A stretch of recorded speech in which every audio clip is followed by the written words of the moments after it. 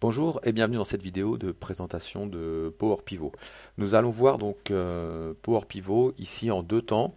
La première partie de cette vidéo va illustrer comment Power Pivot nous permet d'avoir accès à nos documents, à nos rapports, donc via l'interface SharePoint, mais aussi via Excel.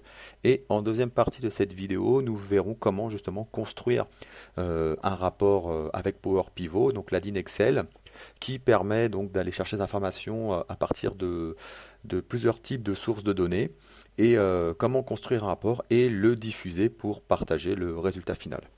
Donc nous allons commencer tout simplement par avoir accès à l'information et dans cette présentation donc nous allons tout simplement sur un site SharePoint que nous avons créé et ce site SharePoint a la particularité de présenter ici des galeries Power Pivot.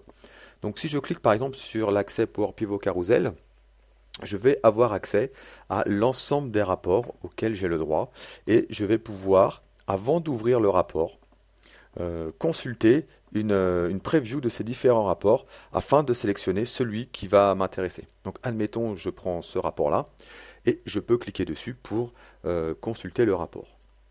Alors, ce qui est intéressant ici, c'est que le rapport, donc je peux le visualiser directement à partir de l'interface web ici, mais j'ai quand même l'impression d'être dans une feuille Excel.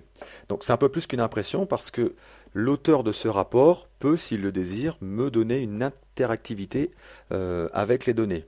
Typiquement ici, l'auteur du rapport a créé ce qu'on appelle des slicers ou des filtres intelligents qui vont permettre de manipuler les données par rapport à des axes d'analyse. Donc ici, par exemple, je souhaite ne ressortir que les informations pour l'année 2009. Donc en cliquant sur le slicer ici, il va donc me faire un filtre sur l'année 2009. Donc ici, je vois que mes données ne sont pas très bien représentées. Comme si j'étais dans Excel, je peux modifier la largeur de mes colonnes pour présenter l'information correctement. Je peux aussi jouer sur plusieurs axes de mes slicers, tout simplement en sélectionnant ou en retirant des filtres les informations qui m'intéressent moins. Et là, tout simplement, les informations vont se mettre à jour avec mes nouvelles informations. Donc encore une fois, ce rapport, je peux le mettre en forme afin donc de présenter l'information correctement. Alors, ça, c'est une approche assez simple finalement de l'utilisation de Power Pivot. On peut très bien imaginer construire des rapports qui appellent des sous-rapports, ou typiquement offrir la possibilité aux utilisateurs de pouvoir naviguer sous forme de type d'onglet ici sur les différents rapports. Typiquement ici, nous avons un rapport principal qui va ensuite d'un dashboard ici principal, ensuite nous emmener vers le détail des ventes et vers le retour des différents produits.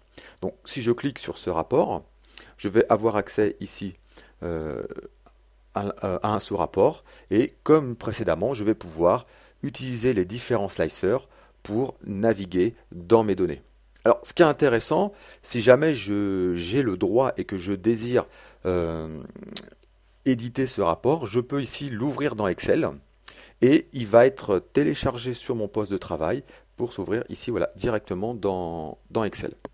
Ce qui fait que maintenant, que je sois aussi bien dans mon interface Excel que mon interface web, je reste dans un environnement familier. C'est-à-dire que ici j'ai aussi accès à mon ruban et surtout je conserve la même mise en forme.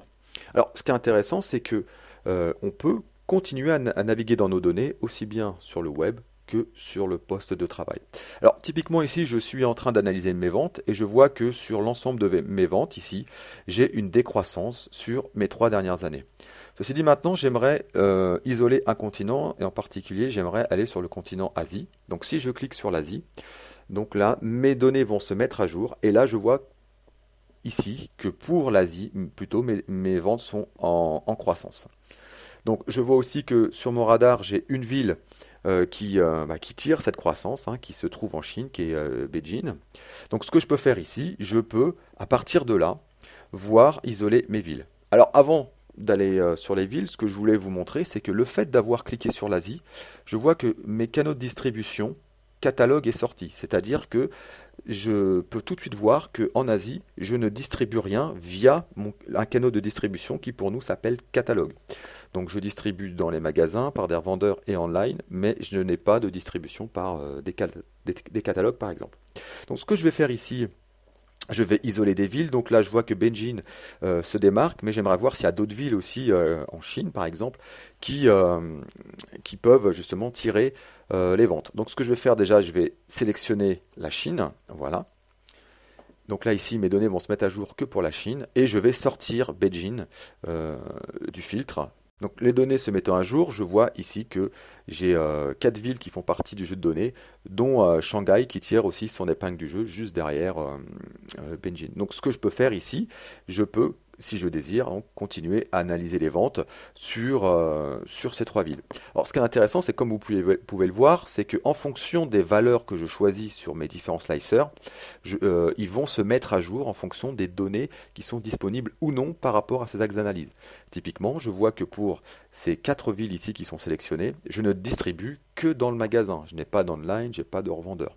Ce qui est intéressant, c'est que ici, dans ma sous-catégorie de produits, je peux voir tous les produits que je vends dans ces 4 magasins, mais aussi, donc si je vais tout en bas de la liste, je vois ici en grisé ce que je ne vends pas. C'est-à-dire que je peux très bien dire, bah, ça serait peut-être intéressant de rajouter ces gammes de produits, pourquoi pas des CD à vendre, etc., si je souhaite tirer mes ventes. Malgré le fait que je sois sous mon poste de travail, je peux continuer aussi sous la forme d'onglet, revenir sur mon rapport principal où je vais voir les différentes ventes, donc de façon consolidée, mes quotas et les stocks par rapport à mes commandes. Je peux aussi naviguer sur un tableau de bord qui vont me présenter les retours de mes produits par différents channels et par différents fabricants par exemple.